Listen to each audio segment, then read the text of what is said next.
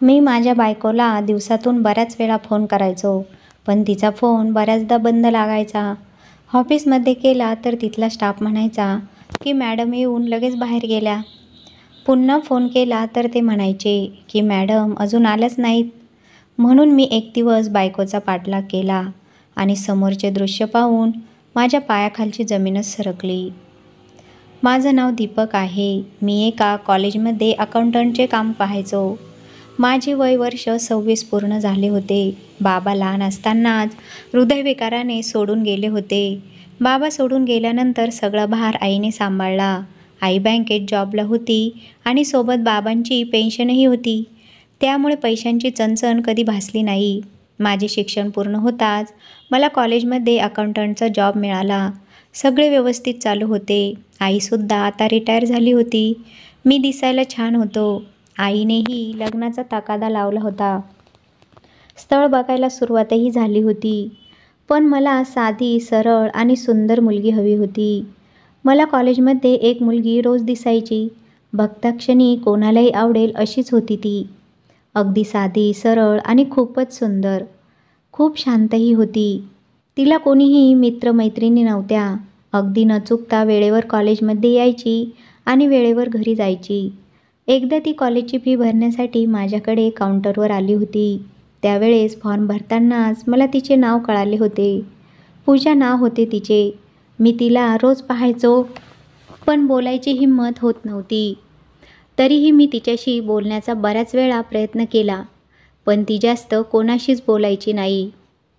पण मला ती बघताक्षणी खूप आवडली होती. मी मनाशीच ठरवलं होतं, जर लग्न करीन तर ह्याच मुलीशी करीन. कारण ती इतर मुलींपेक्षा वेगळीच होती. तिचा अभ्यास आणि कॉलेज इतकेच काय तिचे जीवन होते. एके दिवशी मी तिला मुद्दाम लिफ्ट देण्याचे ठरवले, परंतु तिने सरळ नकारच दिला. तिच्या वर्गात शिकवणारे एक सर माझ्या ओळखीचे होते. त्यांच्यासोबत मी तिला बोलताना बऱ्याच वेळा पाहिले होते. कॉलेजमध्ये जितके ती त्या सरांशी बोलायची, तितकी पूजा इतर कुणाशी बोलत नव्हती. एकदा वेळ पाहून मी त्या सरांना विचारले की ती मुलगी नेहमीच इतकी शांत शांत का असते? कुणाशीच बोलत का नाही? त्यावर सरांनी मला जे उत्तर दिले ते ऐकून मी एकदम निशब्द झालो. सरांनी मला सांगितले की अरे, ती या जगात एकटीच आहे. तिला आईवडील नाहीत. तिचे दुसरे कुणीही नाही. एकटीच राहते बिचारी. पण अभ्यासात मात्र खूप हुशार आहे. सरांचे बोलणे ऐकून आता पूजाने माझ्या मनात घर केले होते.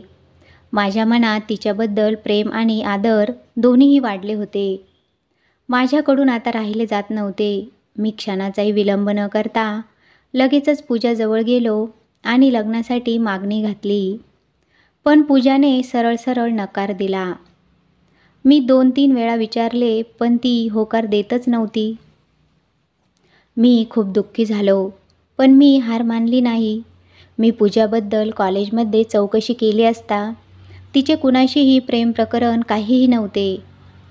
मी शेवटी त्या सरांकडे गेलो व त्यांना पूजाबद्दल सर्व हकीकत सांगितली व माझे पूजावर किती प्रेम आहे हेही त्यांना पटवून दिले. मी सरांना म्हणालो की सर, मी पूजावर जीवापाड प्रेम करतो. माझ्यासाठी तुम्ही पूजाला विचाराल का? मला पूजासोबत लग्न करायचे आहे. मी तिला खूप खुश ठेवीन. सरांनीही होकारार्थी मान हलवली. सरांनी माझ्या सांगण्यानुसार लगेचच दुसऱ्या दिवशी पूजाला बोलावून घेतले आणि माझ्याबद्दलचे तिचे मत विचारले. पूजा म्हणाली की मला लग्नच करायचे नाही. सरांनी पूजाला खूप समजावण्याचा प्रयत्न केला. मुलगा खूप चांगला आहे. त्याचा स्वभाव देखील खूप चांगला आहे. तो खूप प्रेम देखील करतो तुझ्यावर. पुन्हा एकदा शांतपणे विचार कर. मी सांगतोय म्हणून तरी एकदा विचार कर. ते सर पूजाची कॉलेजची फी पण भरायचे. त्यामुळे त्या सरांचेही तिच्यावर खूप उपकार होते. त्यामुळे पूजा त्यांना म्हणाली की मी उद्या सांगते सर. मी त्या दोघांचे बोलणे गुपचूप ऐकत होतो.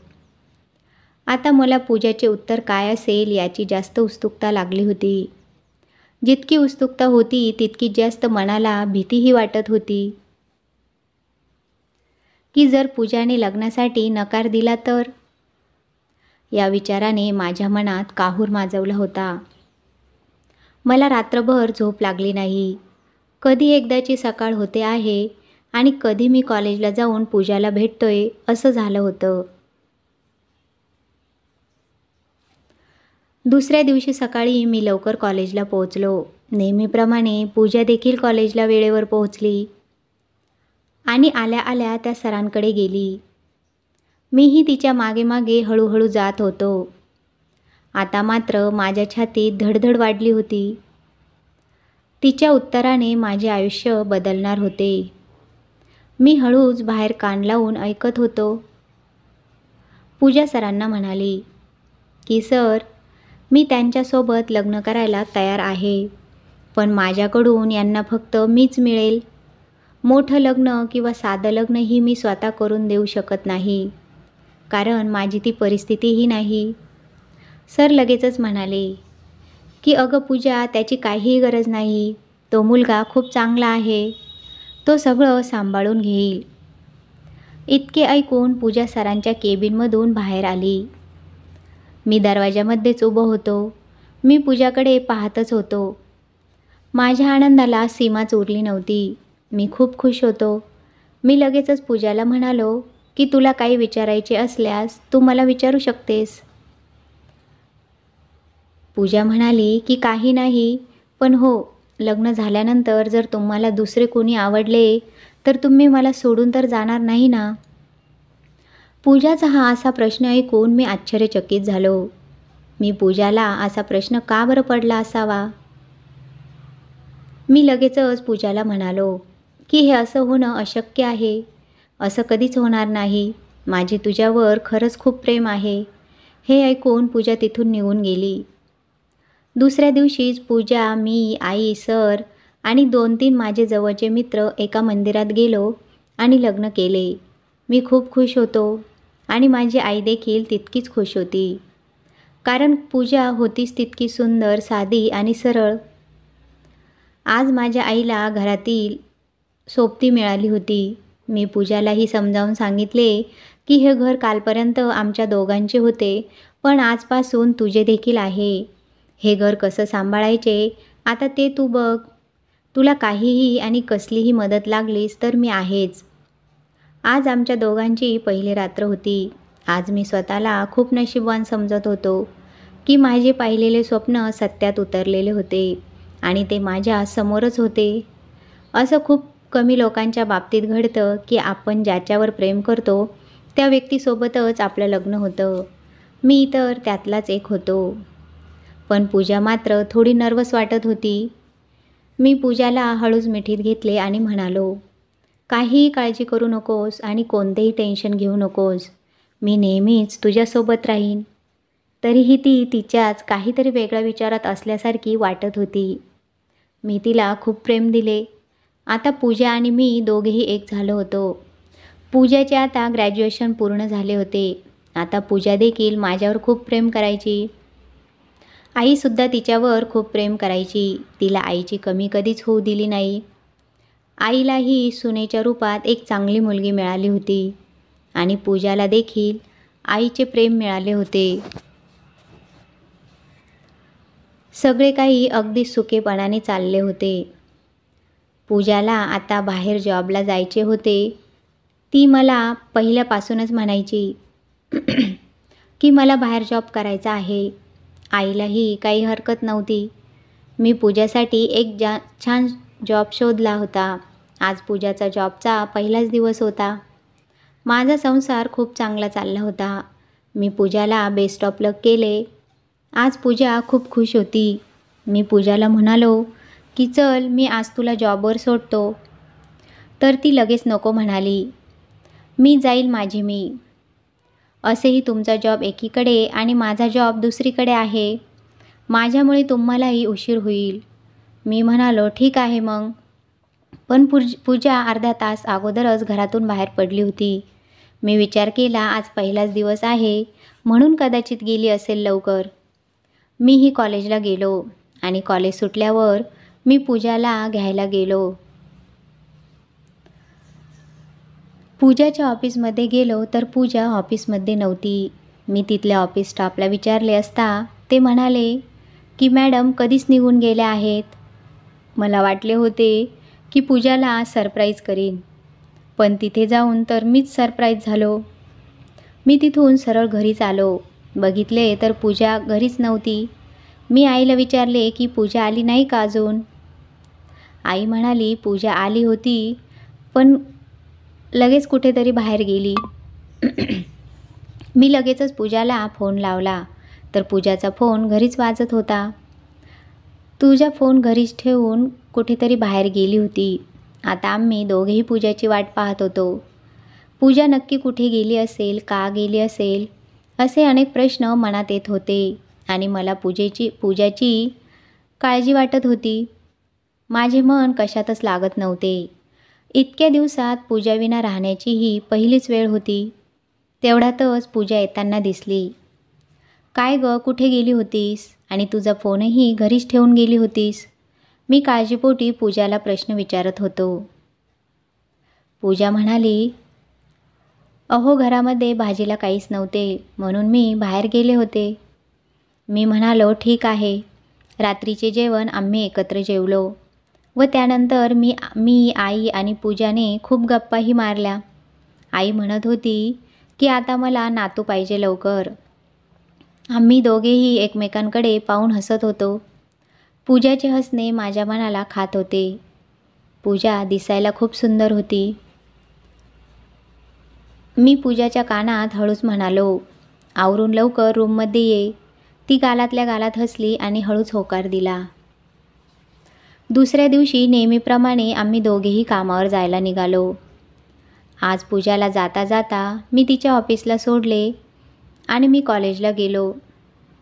दुपारची जेवणाची सुट्टी झाली होती म्हणून मी जेवण करण्याअगोदर पूजाला फोन केला तर तिचा फोन बंद येत होता. मी ऑफिसच्या फोनवर फोन केला तर ते म्हणाले की आज पूजा मॅडम ऑफिसला कामावर आल्याच नाहीत. मला हे ऐकून एकदम शॉकच बसला. कुठे गेली असेल ही नक्की? सकाळी मी स्वतः तिला ऑफिसला सोडून आलो होतो. मग ही ऑफिसला न जाता नक्की कुठे गेली असेल? मी जेवण करायचं सोडून दिलं आणि सरळ घरीच गेलो. बघतो तर काय, पूजा घरीसुद्धा नव्हती. मी आता ठरवलं होतं की पूजा घरी आल्यानंतर तिला ह्याबद्दल जाब विचारायचाच. पूजा आपल्या रोजच्या कामाच्या वेळेला घरी आली, जणू काही काम करूनच घरी आल्यासारखी. मला राहवलेच नाही. मी तिला लगेचच विचारले की पूजा, तू आज ऑफिसमध्ये नव्हतीस, नक्की कुठे गेली होतीस? मी असा अचानक विचारलेल्या प्रश्नांनी पूजा घाबरली आणि तिचे तुतुमेमे झाले. तिने घाबरूनच उत्तर दिले, अरे जरा काम होते बाहेरचे, सरांनीच बाहेर पाठवले होते, स्टाफला काहीही माहिती नसते. मला आता पूजावरती संशय यायला लागला होता. मी माझ्या मनाशी ठरवलं होतं की मी उद्या पूजा ऑफिसला सोडून नक्की कुठे जाते हे पाहायचं आहे. कारण पूजाच्या बोलण्यामध्ये मला खोटेपणा स्पष्ट जाणवत होता. सकाळी उठून पूजा आपल्या नेहमीप्रमाणे वेळेवर तयार झाली आणि आजही मी पूजाला तिच्या ऑफिसला सोडले आणि मी निघालो. मी पुढे जाऊन लपून बसलो आणि पूजावर लक्ष ठेवत होतो. मी पाहिले की पूजाने ऑफिसची पायरीही चढली नव्हती. तिने थेट रस्त्यावरून रिक्षा पकडली आणि कुठेतरी जाण्यास निघाली. माझ्यासाठी हे सर्व शॉकच होते, पण मीही तिच्या पाठीमागे गाडी घेतली. पूजाने रिक्षा अशा ठिकाणी थांबवली होती जिथे फक्त झोपड्या होत्या. मी तिच्या सर्व हरकतींवर लक्ष ठेवून उभा होतो. पूजाने एक नजर इकडे तिकडे फिरवली आणि ती एका झोपडीत शिरली. मी सुद्धा हळूच त्या झोपडीच्या बाहेर जाऊन उभा राहिलो. पाहिले तर एक वृद्ध बाई अंथरुणावर खिळून होती. ती खूप आजारी असल्यासारखी वाटत होती. पूजा तिला तिच्या हाताने पाणी पाजत होती आणि पूजाने त्या बाईला म्हणाली, आई कसं वाटतं आता तुला? तिचे हे शब्द ऐकून तर माझ्या पायाखालची जमीनच सरकली. पूजाने एवढी मोठी गोष्ट माझ्यापासून लपवली होती. मला काहीच समजत नव्हते की हे नक्की काय सुरू आहे. मी ताबडतोब तिच्यासमोर गेलो आणि सरळ पूजालाच विचारले, की पूजा हे नक्की काय आहे? तू यांना आई कशी काय म्हणतेस? पूजा मला पाहून खूप घाबरली आणि मला पाहून खूप रडूही लागली. त्या बाईनेही मला पाहून मान खाली घातली आणि त्या मला म्हणाल्या, बाळा तू पूजाला काहीही बोलू नकोस. यात पूजाची काहीही चूक नाही. मी पुन्हा पूजाला म्हणालो, आता सांगशील का? त्यावर पूजा म्हणाली, ही माझी आई आहे. हे ऐकून तर मला अजूनच शॉक बसला. मी म्हणालो, अगं मग लपवलंस का? त्यावर पूजा म्हणाली, कारण आमची ही अशी परिस्थिती आहे. कोणा मुलाचं स्थळ आलं तर पहिले आईवडील यांच्याविषयीच विचारायचे. मला वडील तर आहेत, पण ते आमच्याजवळ राहत नाहीत. त्यांनी स्वतःचा दुसरा संसार थाटलाय. माझ्या वडिलांना आईनंतर कोणीतरी दुसरीच बाई आवडत होती. ते मला आणि आईला सोडून निघून गेले व पुन्हा कधीच परत आले नाही. मी विचारपूस देखील केली नाही. पण आता आईला उठता येत नाही. तिला ऑपरेशन करायला सांगितले आहे. जेव्हा कधीही मला स्थळ यायचे तेव्हा मला नकारच येत होता. एकतर आमची परिस्थिती त्याला कारणीभूत होती आणि दुसरे महत्त्वाचे कारण होते ते माझे बाबा, जे आमच्या जवळ राहत नव्हते. त्यामुळे आईने मला शपथ दिली होती की तुला जर कोणी लग्नाला विचारलं तर तू आई वडील नाहीत असेच सांगायचे. तू माझी अजिबात काळजी करू नकोस. माझी मी एकटी राहील कशीही. पूजा म्हणाली, माझा जीव आईशिवाय राहत नव्हता. म्हणून मी तिला भेटायला इथे येत होते. आता मला कळाले होते की पूजाने असा प्रश्न का विचारला होता की लग्न झाल्यावरती जर तुम्हाला कोणी आवडलं तर मला सोडून जाणार का? मी पूजाला म्हणालो, अगं माझ्या मनात तर खूप वेगवेगळे विचार येत होते की पूजा नक्की कोणाला भेटायला जात असेल. पण तसे काही नाही. आणि पूजा, सगळे लोक सारखेच नसतात गं. माझी आई जशी आहे माझ्यासाठी तशीच तुझी आई आहे माझ्यासाठी. तुझ्या वडिलांच्या चुकीची शिक्षा तुझ्या आईला आणि तुला का? आपण यांना आपल्या घरी घेऊन जाऊयात. माझी आई आणि ह्या राहतील दोघी नीट. माझी आई माझ्या शब्दाबाहेर नाही जात. पूजा म्हणाली, आई आमच्या घरी येतेस का? तिची आई नको म्हणत असतानाही आम्ही त्यांना घरी घेऊन आलो. पूजा माझ्या गळ्यात पडून रडू लागली आणि म्हणाली, खरंच तू खूप चांगला आहेस.